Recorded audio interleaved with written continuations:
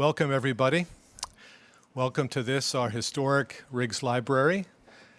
My name is Tom Banchoff. I'm director of our Berkley Center for Religion, Peace, and World Affairs here at Georgetown.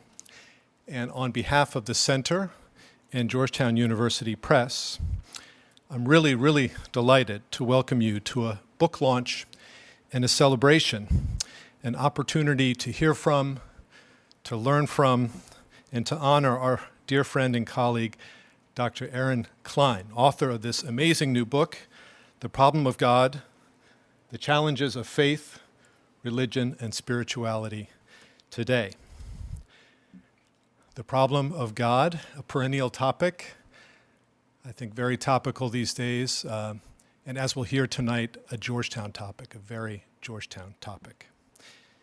It's my pleasure to introduce our Interim President, Bob Groves, to officially open tonight's evening. Bob first joined our Georgetown community 14 years ago after a long and distinguished career as a leading social statistician and as director of the U.S. Census. He served as provost for a dozen years, guiding our growth as a student-centered research university and bringing us expertly through the pandemic. Bob, after our beloved President Jack DeGioia fell ill 2 years ago, you assumed the role of interim president and have since supported and sustained our community through your tireless and dynamic leadership. We're so grateful you can be with us this evening to open our event. Please join me in welcoming Interim President Bob Groves.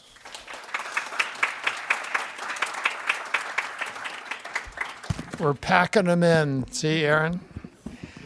It is a joy for me to be here for one reason that I'll reveal in a few minutes, but really to just see all of you here and to enjoy the community on this topic. I want to thank the GU Press and Berkley Center for setting this up, and I want to give a big welcome to Otto Hentz, our beloved colleague who has taught the Problem of God course since the early 1970s and probably knows more about that pedagogy than anyone. So thank you for being part of this tonight, Otto. What you don't know about me is I'm a fanboy of Erin Cline. She gave me a copy of her book in February. I had already jumped on Amazon to order one, but it wasn't available until March 2nd or something like that. I've forgotten. I was not an undergraduate at Georgetown. And so I wasn't exposed to the Problem of God class. I was here, I think, like 3 months, and they took me around the country meeting alums. Every alum I met said, when I said, tell me your Georgetown story, the Problem of God course came up, how it was life transforming for them, how they were never the same person. And then, I don't know how many of you know this, but every reunion that comes back, the class demands a mini version of the Problem of God class to just relive those moments for themselves. And that's just clear. So 13 years later, when Erin's book I found in my hands last February, I had a chance to be more fully a wannabe Hoya. And I read it cover to cover. Her writing is accessible if you have not read this book, even to a geeky numbers guy like me. It's a blend of personal stories that fit the concepts. I urge you to learn about her ancestor that buttered toast all the way to the edge. And the description of alternative philosophical arguments, all of this I just ate up. And so after finishing the book, I didn't know what to do. And so I pinged her with an email and I said, is there any way that you could send me a syllabus of the most recent version of your book? And she did. So I am plowing through that. I'm up to week 4 now. I got to tell you, when you go to the original readings that support the accessible writing of Erin, things get tougher. I find myself rereading those 100-word sentences that have 3 levels of dependent clauses over and over again until I can figure out what they're trying to say. And I am fresh with exposures to notions like dependent beings and unnecessary being, the metaphors of finding a rock and then a watch in the forest and then a translucent globe. For some reason, philosophers walk in forests a lot, I've found. Aquinas and the notion of the first mover, and Anselm with the phrase that's hard to say, I have to read it very carefully, that than which nothing greater can be conceived. It's hard to say that fast, for me anyway. And then there are philosophical critics. So for me, this is fun and nourishment at the same time. But my job tonight is to introduce Erin, an accomplished scholar, as all of you know, who has published extensively on Chinese philosophy, Ignatian spirituality, and comparative theology. She's the author of 7 books, numerous articles. She is our Tagliabue Distinguished Professor in Interfaith Studies and Dialogue, and also a Senior Research Fellow at the Berkley Center. Since 2009, in her Sections of the Problem of God class, Erin invites her students to reflect on fundamental questions of belief by engaging with a wide variety, a wide range of religious and faith traditions. And she notes somewhere, and I don't know where this quote is taken from, probably the new book, understanding different religious beliefs enables us to understand human actions and motivations throughout history, right up to the present. And I note in my current gig how close that is to the mission of Georgetown, that serious and sustained dialogue across persons of different faiths, cultures, and ideas promotes spiritual, ethical, and intellectual understanding. It's a tight fit of a glove. So Erin, I'm grateful for the many ways you've introduced our students to this work and to me over the years, and I look forward to your reflections. And I thank Otto again for being here and Tom for coordinating the discussion. I want to turn it over now to Erin, who will begin tonight's conversation with a short reading from her book.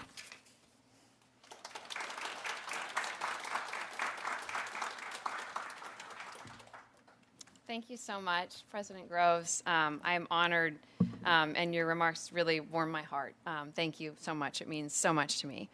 I want to thank so many people, just to start off, in addition to President Groves, for his very generous intro, Tom Banchoff for his ongoing support over the years and recently as well, Michael Kessler for helping to make this event happen, Lily Meyer, Nora Futner for making this event in particular happen, Stephanie Rojas and the entire staff and editors at Georgetown University Press. I especially want to acknowledge my late editor, Al Bertrand, who had the idea for this book in the first place. It was one of the last books that he edited. We miss him tremendously and lost him very suddenly last year. But it is a source of joy to me to be able to share this with you, knowing that he is, I think, with us in a number of different ways.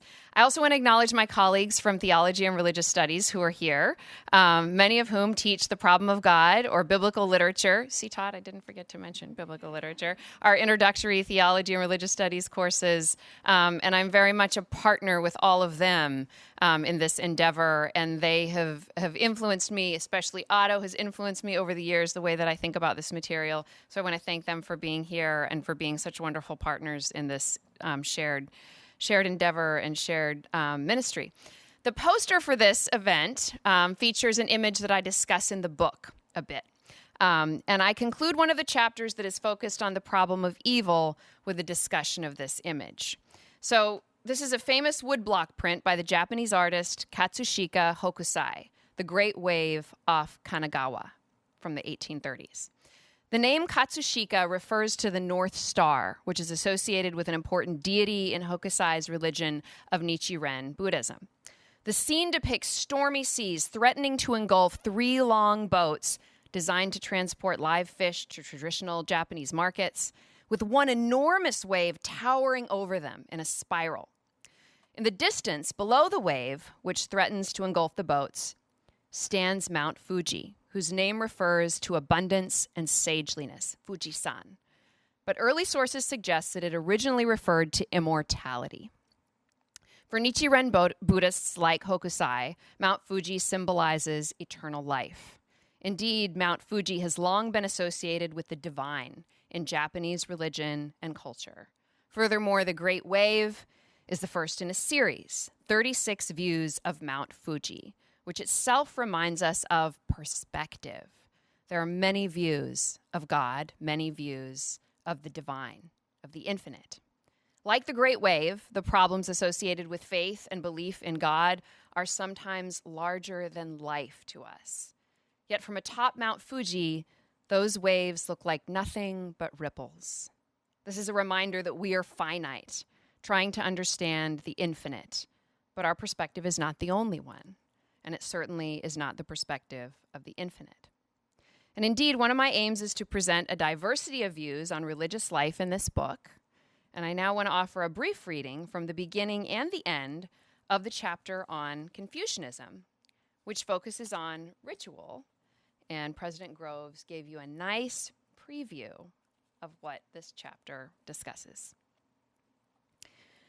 The words of my great-grandmother May ring through my head each time I butter a piece of toast. Of her 6 daughters-in-law, who took turns caring for her as she died slowly and painfully from cancer, my grandmother was her favorite caregiver. Once, someone asked her why, and in a weak voice, great-grandmother May replied, "Because she always butters the toast to the edges." As a little girl, I remember sitting next to my grandmother in the kitchen table, eating my toast, thinking about this story, which my mother had told me the first time I tried to butter a piece of toast myself. Now, it is one of the most vivid memories I have of my grandmother. Growing up, when I came home from school, the house would be filled with the smell of freshly baked bread when Grandpa and Grandma were visiting. She always waited to slice the bread until we were there, and then she would butter it for us, with the butter melting into every slice, right to the edges. When I was sick, Grandma would bring me toast and tea on a tray. She showed me how to dip the toast into my tea so that it would go down more easily when I had a sore throat. But in truth, Grandma's toast always went down easily because it was buttered to the edges. At my grandmother's memorial service, the minister described her as Christianity in an apron. To be sure, my grandmother embodied Jesus' love, humility, compassion, and gentleness, but she also showed me that being a Christian, or being a part of any tradition, has more to do with the seemingly little ways in which we care for one another than anything else. The truth is that it makes a lot of difference whether a pat of butter is slapped in the center of a piece of toast or spread carefully to the edges. Taking an extra 5 seconds to make sure a piece of toast is buttered to the edges may seem like a minuscule thing, but it made all the difference in the world to great-grandmother May and me. Even as a child, however, I understood that my grandmother was not just admired for being attentive to the food she prepared, she was known for going to the edges in all that she did for others. She exemplified Jesus' teaching about going the extra mile with people. What would the world be like if we all went to the edges for others? And what rituals can help us to do so? These questions are at the very core of the Confucian tradition, which defines the category of ritual very broadly, including wide-ranging social customs, practices passed on in families, and matters of etiquette, in addition to religious and civic rituals that usually come to mind when we think of ritual: bat mitzvahs, baptisms, weddings, commencements, inaugurations. From a Confucian perspective, buttering toast to the edges is a ritual in my family. This simple action is done consistently with a sense of reverence, and it carries a greater sense of meaning, reminding us of who we are and what we are about. It expresses care and concern for others while simultaneously cultivating attentiveness, compassion, and love for others. Confucianism also highlights the ethical goods that come from being part of a religious tradition. One of the things that different religions have in common is their devotion to helping us to become better people. In the Confucian tradition, this occurs largely through ritual practice, which highlights another important dimension of religious traditions. In most religions, one's dedication to practicing particular rituals is a defining feature of being a part of that tradition. Modern American culture, as you all know, is far less ritualistic than ancient Confucianism. This means that we have to create or revive rituals if we wish to have more of them. I began this chapter with the story of how my grandmother's practice of buttering toast to the edges became a ritual in my family. But many years later, this ritual continued in an unexpected way after my father's death. As I traveled with my children from our home in Washington, D.C., in the dead of winter, to my small hometown in Alaska for the funeral. We had an overnight layover in Seattle, and with a tired and cranky 2-year-old, 6-year-old, and 8-year-old in tow, I was exhausted. And that is when our lifelong family friends, Ed and Blythe, who live in Seattle, offered to come and meet us. He had been the pastor at the church when I was growing up, and they had known me since I was a child. So when they offered to come to our hotel to visit with us that evening, I said yes, knowing that seeing them would be a source of comfort. What I did not know was that they remembered the story I had shared with them about my grandmother buttering toast to the edges. That evening, they showed up at our hotel carrying a large grocery bag. Inside was a toaster, a loaf of homemade bread, a stick of butter, a knife, and some jam and cheese. Amazed and overcome with gratitude, I watched as Blythe set up the toaster on our hotel room desk and began to make toast for us. My children perched on a chair, observing her in fascination. And we all marveled at a pair of toast tongs that she used, which enabled her to draw the hot pieces of toast out of the toaster easily before she buttered them to the edges. As I watched her, I thought of my grandmother's buttered toast, but I also remembered watching Ed break the communion loaves in the ritual of Holy Communion at the church where I grew up. I remembered my father's hand in mine as we walked down the aisle and kneeled together side by side to receive communion. I remembered the smiles on the faces of our church family as we returned to our seats.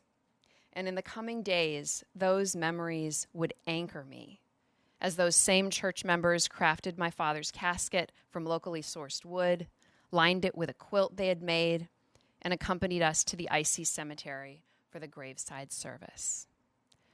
The bread that Jesus broke with his disciples the night before he died symbolizes many things for Christians, including the deep love and compassion that Jesus taught us to offer each other in the midst of the brokenness we experience in life. From a Confucian perspective, this is precisely how rituals work.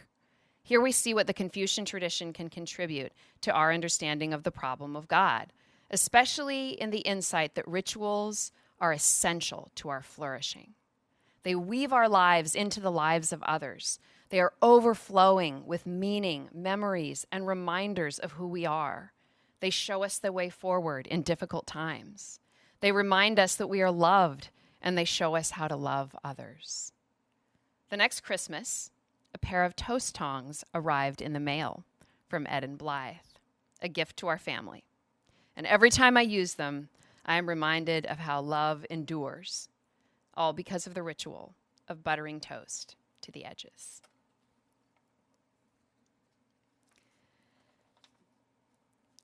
I would now like to introduce my friend and colleague, Father Otto Hentz, who did me the great honor of writing the foreword to this book. He began his career in the 1960s at age 24. He has touched the lives of numerous Georgetown students across multiple generations, and he has truly been one of the architects of this iconic course at Georgetown. His way of teaching and thinking about the problem of God has influenced all of us who have taught the course since it was developed in 1968. And so it gives me great pleasure to introduce you to Father Otto Hentz and to ask Otto and Tom to join me for a conversation.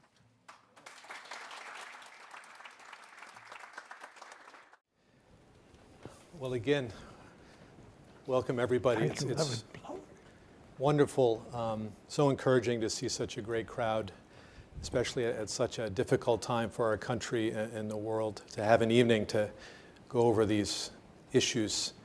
together issues raised but not solved by Erin, framed so beautifully in a course that, as you've heard, and we'll go into this more deeply, is such a part of our Georgetown heritage and identity. It's a remarkable book. I think you all saw it. It will be available for purchase outside. It's going to have a great career, and it's such an honor for us to all be here together at the launch of that career. So Otto, let's start with you. We're all very eager to hear your account of how it all began. Well, it began in the 60s.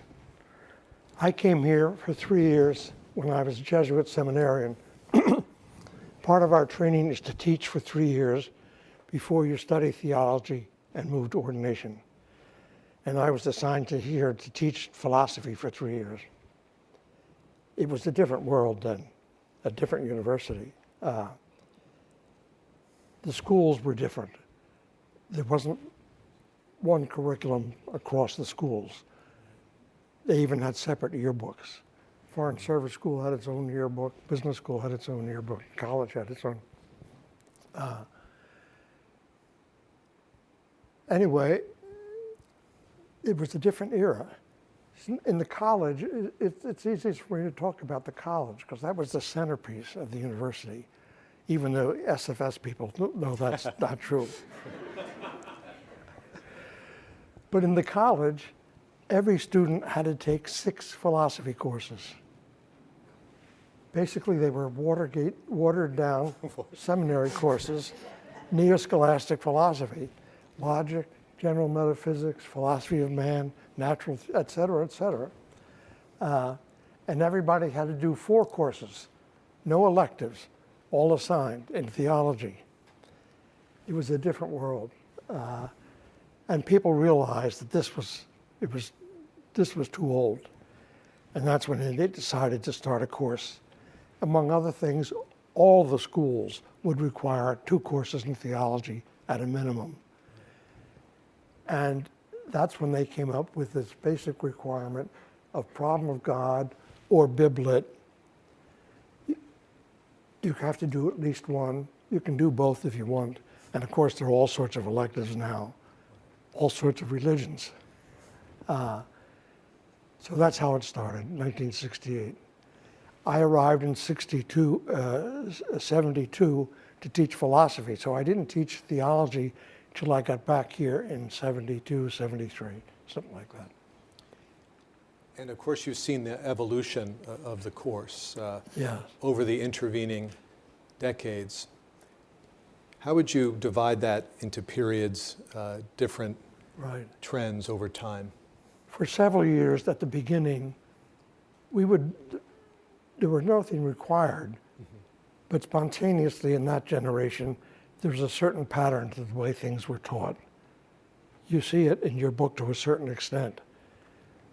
But so you always had classical argument for the existence of God, classic objections, the problem of evil, alternates, atheism, in people like Jean-Paul Sartre, and then from psychology, Freud, or from German philosophy. That was standard, pretty much. Wasn't discussed. That's what people did. But as the college grew and more courses of this, more and more sections of this course, we had to get more teachers. And then it began to change depending on the teacher and their expertise and their interest that they brought with it. And that, so there's a lot of variation now. Your book is a model, in some sense, of what happened. Because you have the classic arguments, the key issue, the problem of evil, and then this multiplicity of religious traditions.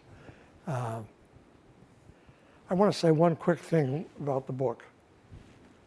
It's noted by several people in different places.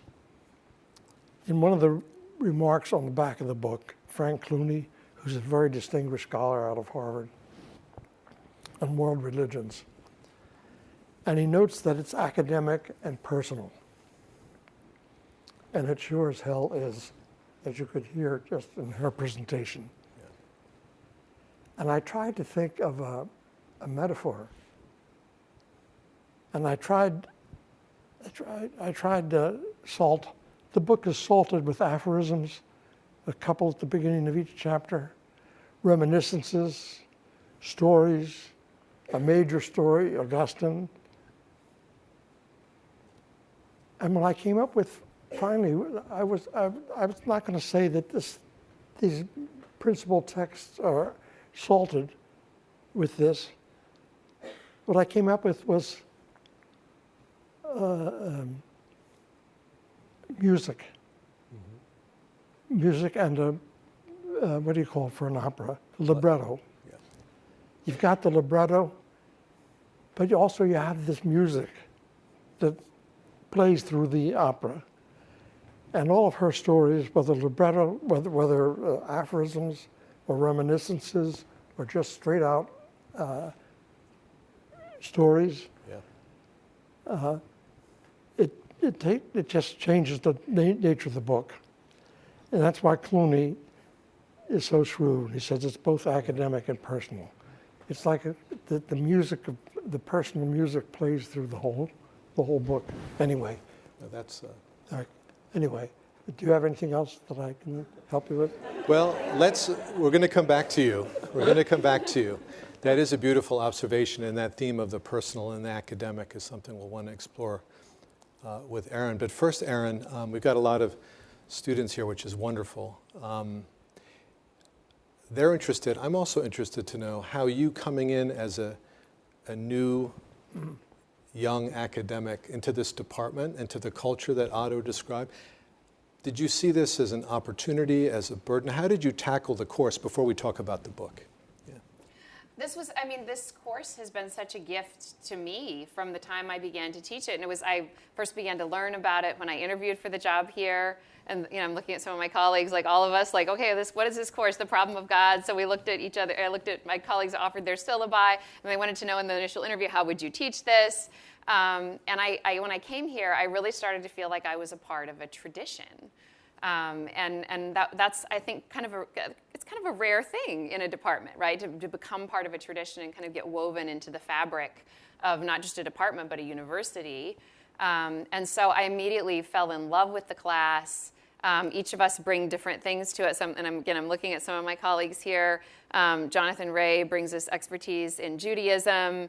Andrew Prevost brings expertise in Christian theology. Peter Folan teaches a section of Problem of God focused on parables, not just from the Christian tradition, other traditions as well. And so we each bring different expertise to it. So like members of a tradition, we're diverse and we bring diversity to it, but there's a shared richness. And I loved the course so much that at one point, when I considered leaving the department, when I would never. Right, I would never. Right? But I remember thinking, if I go somewhere else, this is the course that I would miss teaching the most. Like, I would want to take it with me, but I'm not sure that's allowed. Right? This is a Georgetown course, and that was the point at which I realized how much I loved this course and how much it had informed my own teaching, my own life. And have you gone back and looked at that first syllabus? I'm curious about how the course has evolved. We heard the macro picture from Otto at a personal level, and we could ask the colleagues here in theology and religious studies as well. How have you changed and developed your own teaching, or is the syllabus pretty much the same as when you started? It's evolved quite a lot, and it's evolved as my students have changed, and as our student body has changed and broadened, and we have increasing numbers of students who come in, like most Americans, who come in increasing numbers of people who are religiously unaffiliated, who are maybe spiritual but not religious, or just not grounded in any particular religion. Maybe it was a couple different religions that their families were connected to in some way, but not grounded in a tradition. So I started adding more to my course to give students a grounding in different religious traditions. And I'll never forget the day that I realized I needed to add a lecture. We needed to spend a day talking about who Jesus of Nazareth is as a person, what the stories about him are. Was it a student who came and said, I don't have a Bible, but I would like to have a Bible. Can I get one? What, should I order one? And I was like, let's walk over to Dahlgren Chapel. I'll get you a Bible. Unfortunately, there were no So I took her back to my office and I gave her a Bible, right? I gave her a Bible I had on my shelf, like, here's what, and I thought, wow, okay. So, that was one example of a change. Then I added selections from the Gospels. Let's read these stories, let's read these parables, right? And learn who this was. And that's been a gradual process of adding materials to give students a sense of, what does it mean to be a religious person? Who are these pivotal figures that at one time most of our students really would have had a pretty good feel for, but increasingly students are coming in without that background. So you've talked a little bit about the experience of engaging with students and them helping you along. I want to come back to Otto's point, which Bob also made, which is that this book is really a remarkable mix of what you might think of as great academic writing, very clear, looking at different ways of thinking about God, the problem of God from different points of view. But interwoven is this libretto of your own experience. Could you reflect a little bit on that? That was obviously a natural thing for you. Have you always been able to combine those two layers, the experiential with the academic? Because there are lots of things in our disciplines that encourage us to keep that apart. So how have you managed to bring them together so beautifully? Thank you. I was actually encouraged. We have this process that we go through with academic books, and we publish books with university presses, where our manuscripts and our book proposals initially are refereed. And so the proposal for a book and then the manuscript is sent. You don't know who it's sent to. It's sent to somebody with expertise in your field, and then you get comments and feedback back from those individuals. You don't know who they are, and then you make revisions based on those, and you hopefully produce a better book as a result. So the initial proposal for this book, one of the most important comments that one of the referees gave me is they said, I think Professor Cline does some writing of a different kind. That draws on her own life, and I know she teaches this way, and I still don't know who this was, but they said, I think it would be great if she would weave that into this book and make it accessible to a broader audience, bring her own experiences to the extent that she's willing to do that, try to make the book come to life so it's not just sort of this lecture material. And that was so I worked really hard to respond to that suggestion. It was a great suggestion. It is a really different kind of writing. This is the most personal book that I've ever written because I'm sort of opening up my own experiences. And my experience teaching the problem of God has been one that's very personal to me as well. And I see so many of my students here, and I love seeing you all here, and I want to thank you all for coming. And of course, as I teach, I grow with these questions. I'm living the questions, as Rilke would have us do, right? You guys know this, and I tell stories, and I invite you to share stories, and we have dialogues about all of that.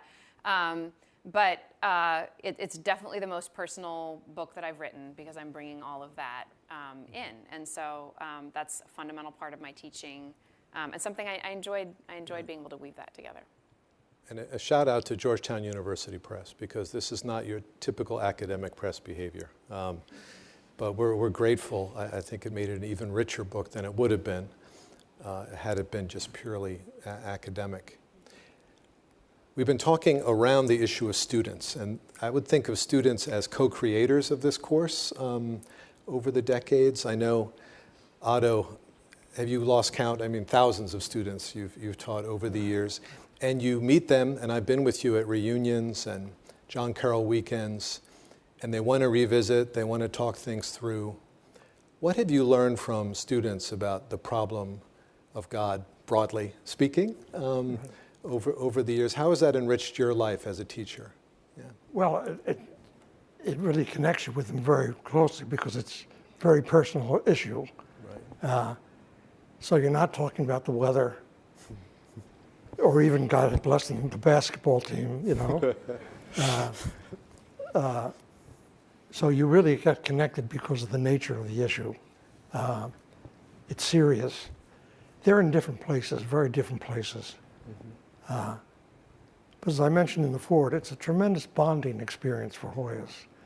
Every year during the annual reunion, as I think maybe President Grove mentioned, there's a session, and the auditorium is packed, every single seat, to talk about the problem of God.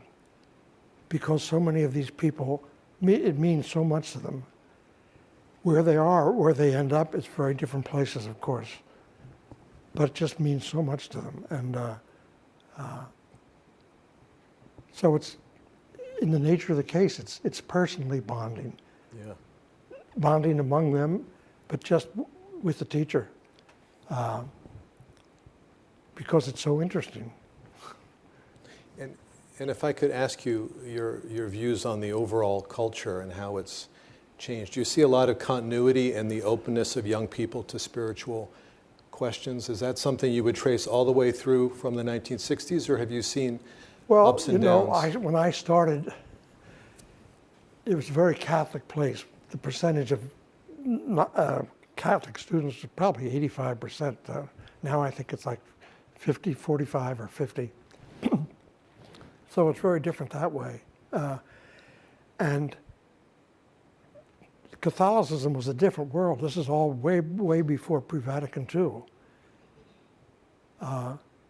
So the young people today have a very different experience of religion and organized religion, very different. And you see that in the courses. I see it just in a simple way, helping out with confessions for high school retreats. Mm-hmm. Their approach to religious experience is so different than ours was. Ours was very moralistic, intense, uptight. They're so much more relaxed. The ones I've been dealing with on a regular basis, they're much more relaxed. Tell what you prefer. Yeah, I'm getting there. Erin, how about you, and what have you learned from your students over the years? Yeah. I think one of the problems that I struggle with, like most of my students, is the problem of evil. And one of the interesting things teaching this course over 17 years is that my feelings about that set of challenges and different responses to it have evolved and changed as my life has changed and as I've had different experiences, right? And I've moved, and I tell my students this, like I'm always open to revising my view on these things, right? And I've had years where I found particular theodicies really compelling. Other years where I really didn't think there was anything even remotely like a satisfying solution. And we have days like that, right? And experiences like that. It really becomes this kind of collaborative endeavor. And I think I've become more and more comfortable with being open about all of that with my students. And there's a collaborative learning experience that goes on. Like, it's always my hope that they will see me wrestling with these questions and problems, and as they're wrestling with them too. And so it's a shared endeavor, right? And we're kind of modeling that process for each other and pushing each other and moving each other along. And that's a tremendous gift to me.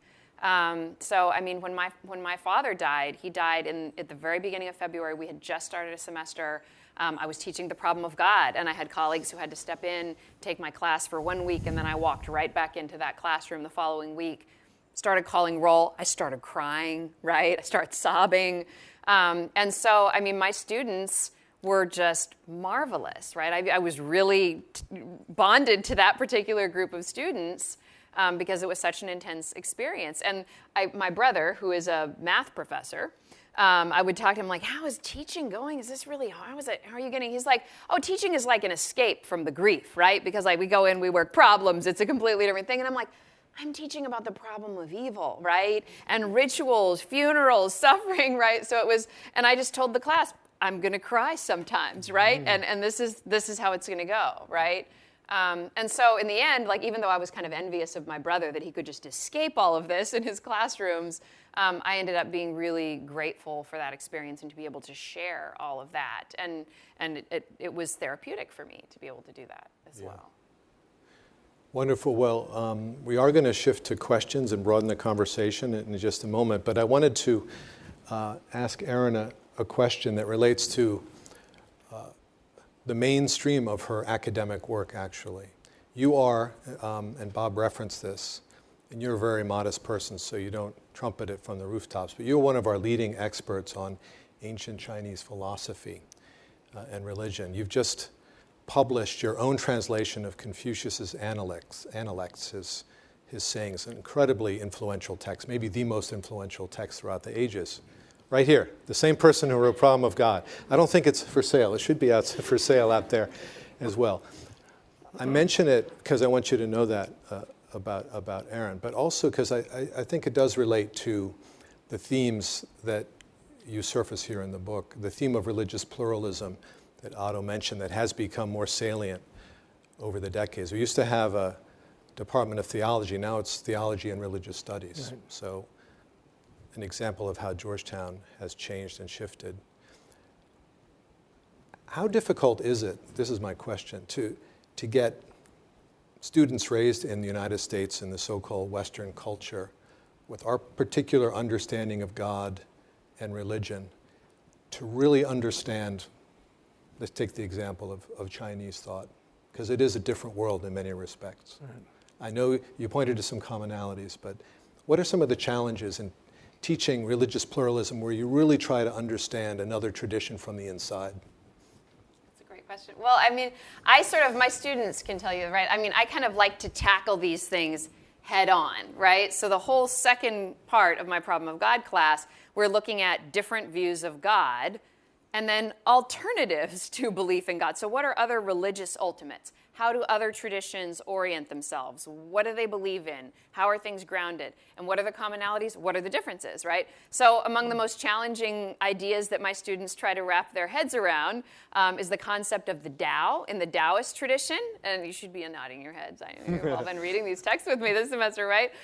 Which is this transcendent and immanent force that's at work in all things that gives rise to all of creation, but that is not God, right? It's a very different kind of entity. So, I mean, we sort of wrestle together with, like, what are the alternatives? And one of the ways we wrestle with it is to look at things that are familiar and then to think about what are the differences, right? And laying texts right alongside each other and looking at the language. Is it personal language? Is it impersonal language?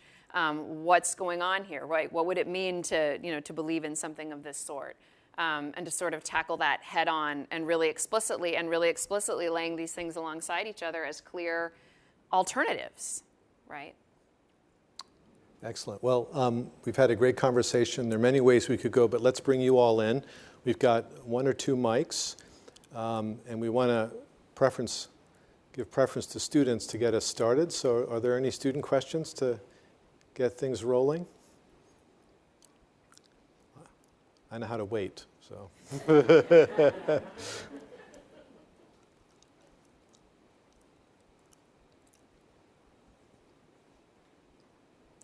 You could call on somebody. No, just kidding. Here we go. Please stand up and introduce yourself. Yeah. Hi, my name is Shaylee Pratt. I'm a senior and I'm a theology major. And one thing that I noticed in your reading, obviously I haven't had the pleasure of reading your book, but was a similarity with the work of Rachel Held Evans, who is obviously a very well-known lay Christian writer who has an academic background but doesn't have a PhD, and how she incorporated a lot of personal stories and community memory into her work. And I was wondering how you, as someone with such a dynamic and strong academic background, handled incorporating the personal stories and keeping it grounded in academics. Because I think that as students, that can be something that's very challenging, and I think that it is reflected in beautiful works that we encounter. So just the idea of intertwining those things, how did you ground yourself in keeping the personal and the academic both separate and together? Thank you. That's a great question. I mean, I think it's helpful to think about different kinds of writing and then the ways that we combine them. All of my students know that and this is all sort of grounded in my teaching and my approach to teaching. So all of my students know that I tell a lot of stories. Some of the stories are from my life. Some of them are people I've known. Some of them are right in the text, like a text like Augustine's Confessions, right? You have these really important stories that he's walking you through as he's remembering his most important experiences in his life that inform his journey. So I think storytelling is important. One of my teacher of the Confessions actually always said, every good philosopher begins with a story that engages the heart, right? That's always where you start. So I always found that inspiring. I encourage my students in their own writing for my classes to reflect on their own experiences. And so to me, it's not really learning if we're not bringing our own experiences to bear upon the text. The very difficult texts, as President Groves pointed out, right? Working through Anselm's ontological argument, that than which none greater can be conceived, this idea, I mean, these are big and difficult ideas and arguments and really sophisticated arguments and that are hard to wrestle with. The more that we can think about what does it mean for me and does this ring true in my experience, then we're really learning. When we're actually bringing it to bear on what we believe and who we are and what we've experienced and seen in the world. Thank you. It's also very academic, but as President Groves said, you're not spared some serious chapters. Yeah.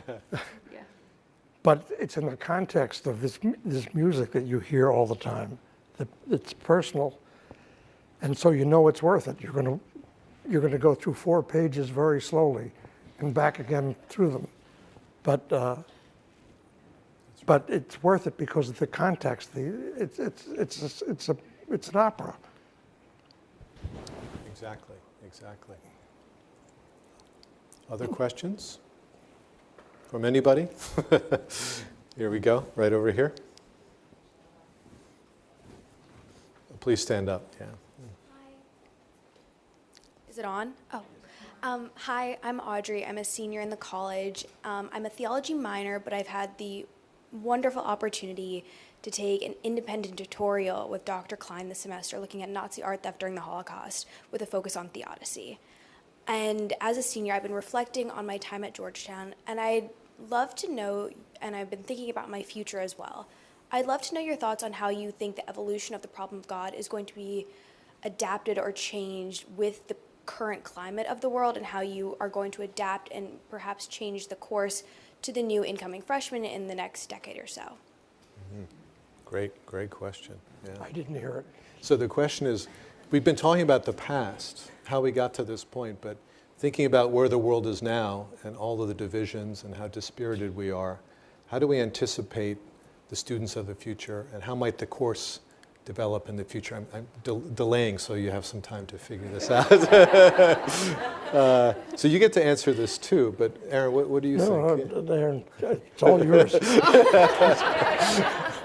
Thank you so much. So among my various committee assignments at Georgetown, I'm a member of the main campus core curriculum committee. And over the past couple of years, as there have been so many challenges on college campuses, and we think about the challenges of anti-Muslim sentiment, Islamophobia, anti-Semitism, and as we've wrestled with that, one of the things that I continuously said, it was sort of like a drum beat, maybe not an opera, but more like a drum beat. One of the things I was constantly saying to my colleagues on this committee is, one of the things we have going for us is that we have a built-in part of our curriculum for all of our students that revolves around learning to understand religion, spirituality, what it means to be a part of a religious tradition, what their histories look like, the ups and downs. And so we have a built-in part of our curriculum that is designed to help us to deal with those moments. A friend of mine who teaches at Harvard, when Harvard was in the throes of all of this, we had an exchange, and he said to me, he's like, you guys have this going for you. He said, you have a part of your curriculum right there. You've got those courses where you get those students, and you have them in the classroom, and you can try to work with them on this. We don't have anything like that. We don't get this shot at them. And I really think it highlights the contemporary relevance of a Jesuit education, right? And those 2 philosophy courses, those 2 theology courses where we have that built in. I mean, in a way, it's never been more relevant. It's never been more needed for our students. And the less that they come in grounded in a particular religious tradition, the lower the numbers, the more important it is, right? And it's always my hope, and I know some of the faces I see out there, so I know among you, this characterizes some of you, it's always my hope that students who come in sort of dreading this requirement, which is, it's always been the case, right? Like that's, there's always this kind of, they don't know. I mean, got to check the box. Then I hope they fall in love with the course. And I think that is often, and I know from my colleagues as well, that is often what happens. We hope to really pull you in and turn around how you expect to feel about the course. So I always feel like I've succeeded with you in the course when that happens.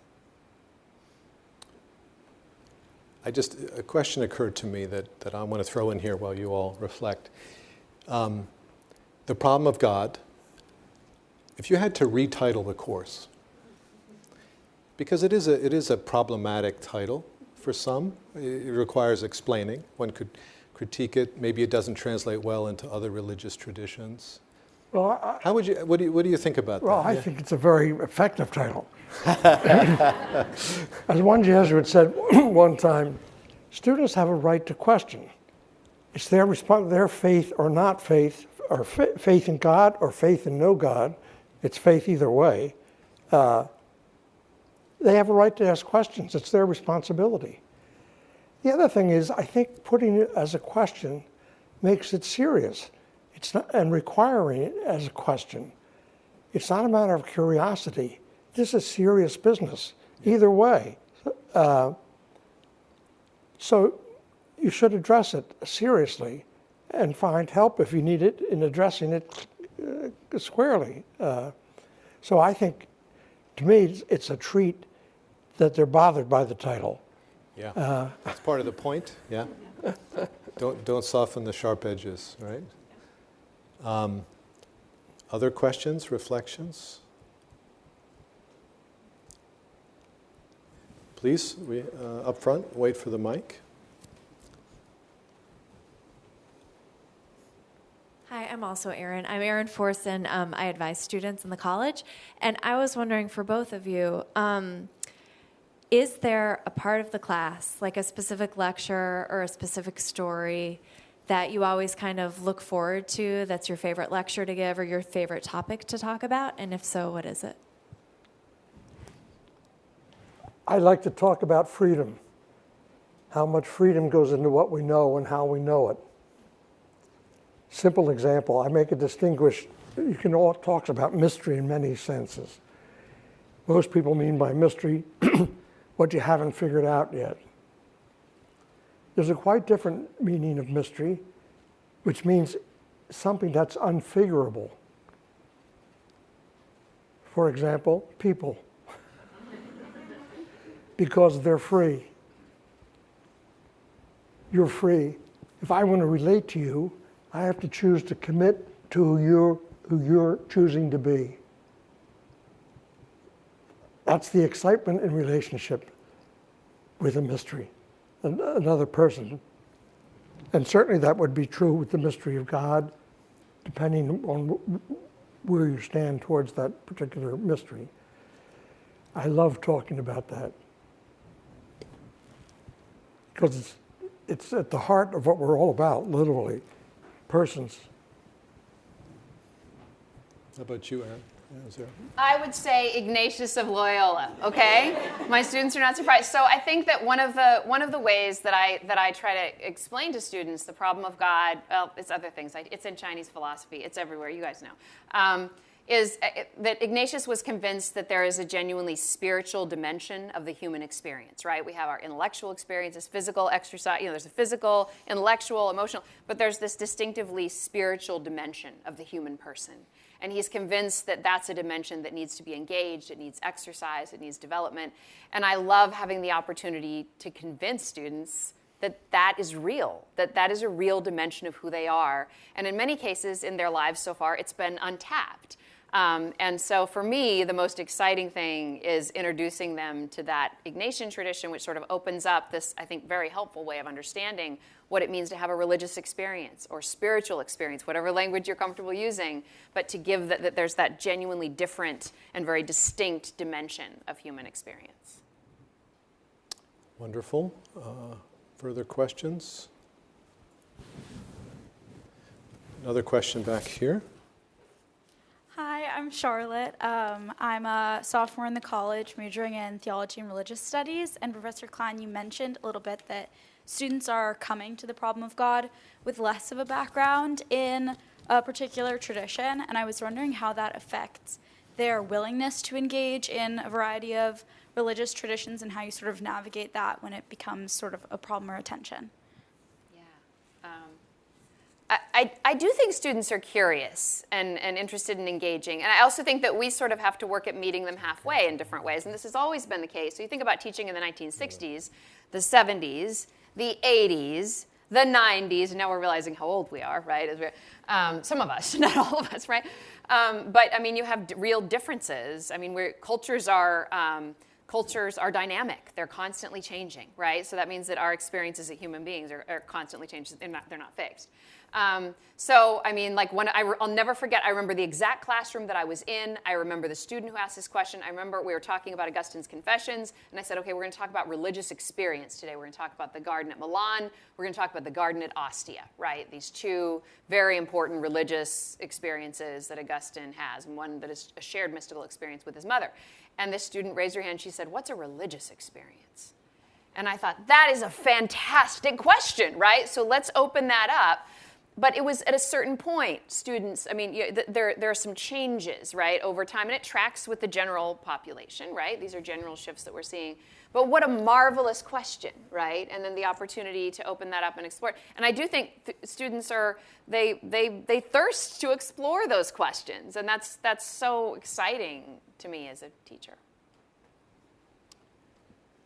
Very good. Well, I have one more question myself. I want to bring it back to community. And then I thought, if we can, could we break a little bit early? Because I know there'll be an interest in signing books. We have a reception.